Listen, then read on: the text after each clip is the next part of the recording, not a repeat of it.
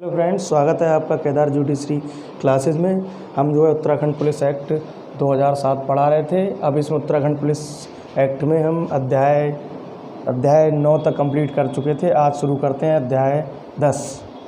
जो अध्याय 10 है हमारा धारा 81 से 85 तक दिया हुआ है। इसमें अध्याय 10 में क्या है? साधारण अपराध, शास्तियाँ और उत्तरदायित्व। क्वेश्चन पूछ लेते हैं। साधारण अपराध, शास्तियाँ और उत्तरदायित्व के बारे में प्रावधान उत्तराखंड पुलिस एक्ट पे कहाँ दे रखा है? अध्याय 10 में दे रखा है। धारा 81 से 85 तक दे रखा है। अब धारा 81 पे आते हैं। धारा 81 बताती है अनियंत्रित आचरण के अपराध। अनियंत्रित आचरण के अपराध क्या होते हैं? अनियंत्रित आचरण के अपराध वह अपराध होते हैं यदि कोई व्यक्ति किसी गली, मार्ग या आम रास्ते जो सार्वजनिक हों, नशे में धुत, दंगा, जनता में उपद्रव करते हुए पाया जाए, या फिर पुलिस, अग्निशमन दल या अन्य आवश्यक सेवा को झूठा अलार्म लगा गुमराह करे, तो ये क्या होंगे? अनियंत्रित आचरण के अपराध। अनियंत्रित आचरण के अपराध में अगर कोई करता है कोई व्यक्ति, तो उसे दोषी जब पाया जाता है तब उस पर न्यूनतम 500 रुपये और अधिकतम 1000 रुपये तक का जुर्माना लगाया जा सकता है। अनियंत्रित आचरण के अपराध कोई व्यक्ति करता है तो उस पर कितना जुर्माना लगाया जा सकता है? न्यूनतम 500 रुपये और अधिकतम 1000 रुपये तक का। किसमें अनियंत्रित आचरण के अपराध किसमें दे रखे? धारा 81 में। अनियंत्रित आचरण के अपराध क्या है? यदि कोई व्यक्ति किसी मार्ग, गली या आम रास्ते पर जो सार्वजनिक हैं, नशे में धुत, दंगा, जनता में उपद्रव करता है, पुलिस, अग्निशमन दल या अन्य आवश्यक सेवा को झूठा अलार्म लगा के गुमराह करता है, जिससे कि वहाँ रहने वाले व्यक्ति को क्षोभ, असुविधा या हानि होती है, तब वो दोषी पाए जाने पर न्यूनतम 500 और अधिकतम 1000 रुपये के जुर्माने का दायी होगा। अब आते हैं धारा 82 समन्वय। अब इसमें क्वेश्चन पूछ लेते हैं कि मंडल में समन्वय राज्य सरकार और अन्य एजेंसियों के बीच कौन स्थापित करता है? मंडल में जो है विधि और व्यवस्था को बनाए रखने के लिए समन्वय कौन स्थापित करेगा? राज्य सरकार और अन्य एजेंसियों के बीच, तो यहाँ करेगा मंडलायुक्त। मंडल में राज्य सरकार और एजेंसियों के बीच समन्वय स्थापित करने का काम कौन करेगा?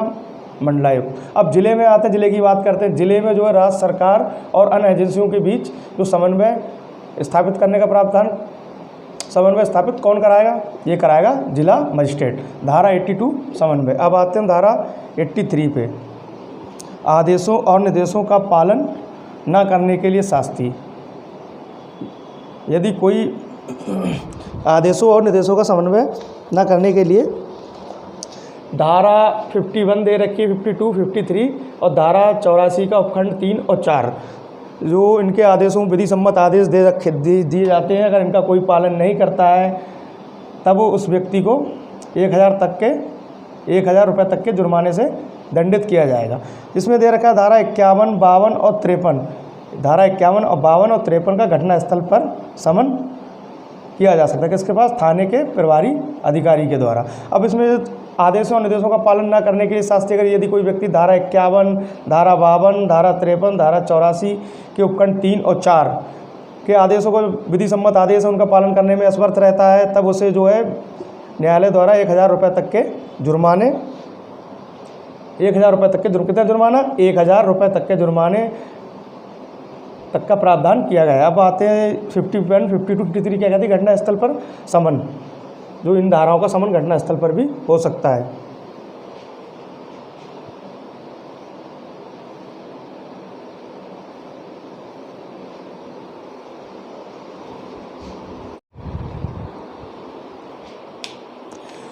धारा 84 जो हमें बताती है पुलिस वर्दी का अनाधिकृत प्रयोग।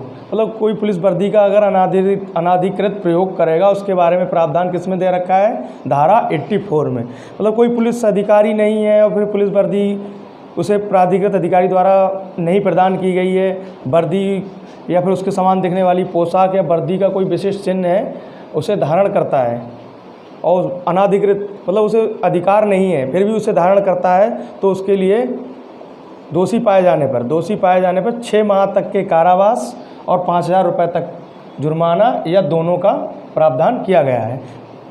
अब आते हैं धारा 85 पे। धारा 85 बताती है प्रत्येक पुलिस अधिकारी का ये कर्तव्य होगा कि वो FIR दर्ज करे। अगर वो FIR दर्ज नहीं करता है, FIR दर्ज नहीं करता है, जो CRPC की धारा 154 में दे रखा है FIR के बारे में, उसमें अगर FIR नहीं दर्ज करता है, ड्यूटी के दौरान नशे की हालत में पाया जाता है, ऐसा कार्य करता है जो किसी पुलिस अधिकारी को शोभनीय नहीं है, या फिर किसी व्यक्ति की कोई व्यक्ति उसकी अभिरक्षा में उसके साथ हिंसा करता है, या ड्यूटी से भिन्न अन्य नियोजन में लग जाता है, या फिर जो छुट्टी समाप्ति के पश्चात, छुट्टी उसकी समाप्त हो गई उसके पश्चात भी वो बिना युक्तियुक्त कारण के ड्यूटी पर नहीं आता है या फिर अनुपस्थित रहता है, और अपने पद के कर्तव्यों से विमुख, मतलब जो उसे कर्तव्य दिए गए उनसे विमुख हो जाता है बिना सूचना दिए या फिर बिना पूर्व सूचना दिए। यदि कोई पुलिस अधिकारी कायरता का दोषी है, सक्षम प्राधिकारी द्वारा विधि सम्मत आदेश का पालन नहीं करता है, तब उसके लिए दंड का प्रावधान किया गया है। कितने दंड का प्रावधान किया गया है? 3 माह तक 3 माह के बराबर वेतन का जुर्माना, 3 माह के बराबर वेतन का जुर्माना, या फिर जो है उसके लिए 3 माह का कारावास। कितना कारावास? 3 माह का कारावास। 3 माह का कारावास दे रखा है, और इसमें ये भी बताया गया है, या जो कारावास होगा ये दोनों भांति का होगा, दोनों भांति। 3 माह के बराबर वेतन का जुर्माना, कोई पुलिस अधिकारी अगर ये उसे कर्तव्य दायित्व और जो सौंपे गए अगर वो नहीं करता है तो उसके लिए 3 माह के बराबर वेतन की राशि का जुर्माना, या 3 माह का जो है कारावास, दोनों भांति का, या दोनों से दंडित किया जाएगा। तो हमारा अब यहाँ अध्याय 10 कंप्लीट होता है। ठीक है फ्रेंड्स, धन्यवाद।